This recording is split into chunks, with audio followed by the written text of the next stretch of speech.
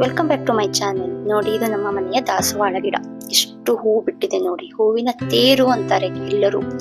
ನಮ್ಮ ಮನೆ ದಾಟ್ಕೊಂಡು ಹೋಗೋರೆಲ್ಲ ಎಷ್ಟು ಹೂ ಬಿಡ್ತಿದೆ, ಏನ್ ಮಾಡ್ತಿದ್ದೀರಾ, ಹೆಂಗೆ ಅದನ್ನ ಮೇಂಟೈನ್ ಮಾಡ್ತೀರಾ ಅಂತ ಕೇಳ್ತಿದ್ದಾರೆ. ದೇವರಿಗೆಲ್ಲ ಕೊಯ್ದು ಬಿಟ್ಟು ಉಳಿದಿರೋ ಹೂಗಳು ಗಿಡದಲ್ಲಿ. ದೇವರಿಗೆ ಇಷ್ಟೊಂದು ಹೂಗಳನ್ನ ಕೊಯ್ದ ಮೇಲೂ ಗಿಡದಲ್ಲಿ ತುಂಬಾ ಅದೇ ಆ ಕಡೆ ಈ ಕಡೆ ಓಡಾಡೋರೆಲ್ಲ ನಿಂತು ನೋಡಿ ಫೋಟೋ ತಿಕ್ಕೊಂಡು ಅದರ ಎದುರುಗಡೆ ನಿಂತು ಸೆಲ್ಫಿ ತಿಕ್ಕೊಳ್ಳೋರಿದ್ದಾರೆ, ಫೋಟೋ ತಿಕ್ಕೊಳ್ಳೋರಿದ್ದಾರೆ.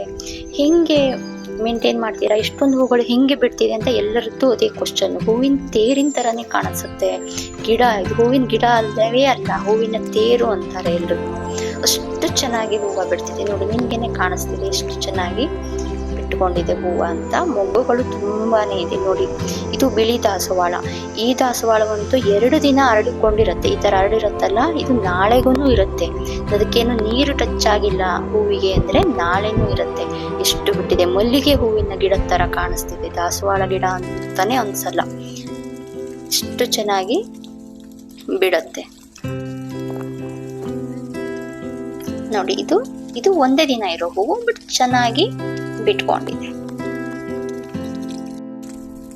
ಇದು ಅಷ್ಟೇನೆ 2 to 3 days ಇರುತ್ತೆ. ಇದು ಯೆಲ್ಲೋ ಕಲರ್ ಇಂದು ಮೊಗ್ಗುಗಳು ನೋಡಿ. ತುಂಬಾ ಇದೆ, ಚಿಕ್ಕ ಗಿಡ, ಬಟ್ ತುಂಬಾ ಹೂವು ಬಿಡತ್ತೆ. ನಾನು ಕೊಯ್ದು ಬಿಟ್ಟಿದ್ದೀನಿ ಕೆಲವೊಂದನ್ನ.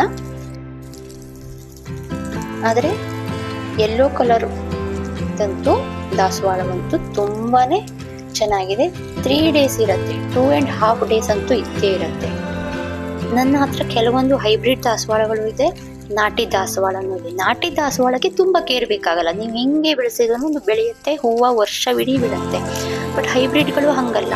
ಸ್ವಲ್ಪ ನಾವು ಕೇರ್ಲೆಸ್ ಮಾಡಿದ್ವಿ ಅಂದ್ರೆ ಅದರಲ್ಲಿ ಹುಳಗಳು ಬೀಳೋದು ಜಾಸ್ತಿ, ಹೂವು ಬಿಡೋದಿಲ್ಲ, ಹಿಂಗೆಲ್ಲ ಆಗ್ಬಿಡತ್ತೆ. ಬಟ್ ನಾನು ಮಾಡೋ ಮೆಥಡಿಂದ ವರ್ಷ ಇಡೀ ದಾಸವಾಳಗಳ ಹೂವು ಬಿಡುತ್ತಾನೆ ಇರುತ್ತೆ. ಅದು ನಾಟಿ ಇರಲಿ ಹೈಬ್ರಿಡ್ ಇರಲಿ.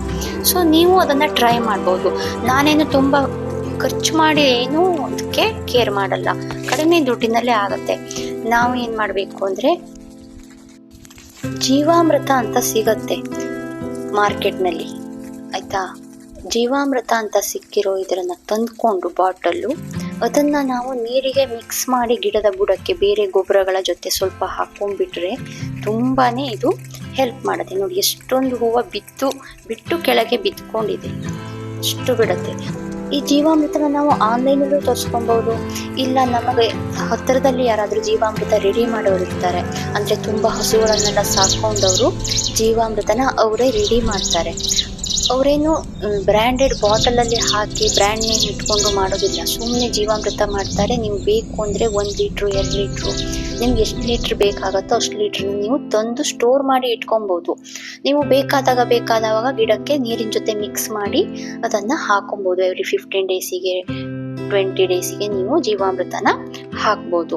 ಇಲ್ಲ ನೀವು ಆನ್ಲೈನಲ್ಲಿ ಬೇಕಿದ್ರು ಜೀವಾಮೃತನ ನೀವು ಸರ್ಚ್ ಮಾಡಿ ತಗೊಬೋದು, ತುಂಬಾ ಅವೈಲೇಬಲ್ ಇರುತ್ತೆ. ಈ ಜೀವಾಮೃತ ನಮಗೆ ತುಂಬಾ ಹೆಲ್ಪ್ ಆಗುತ್ತೆ.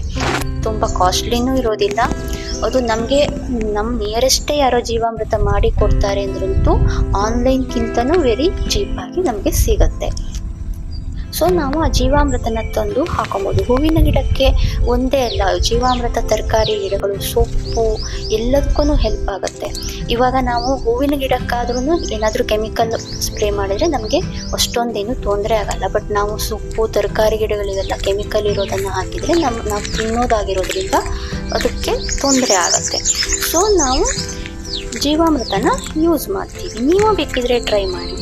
Thank you for watching.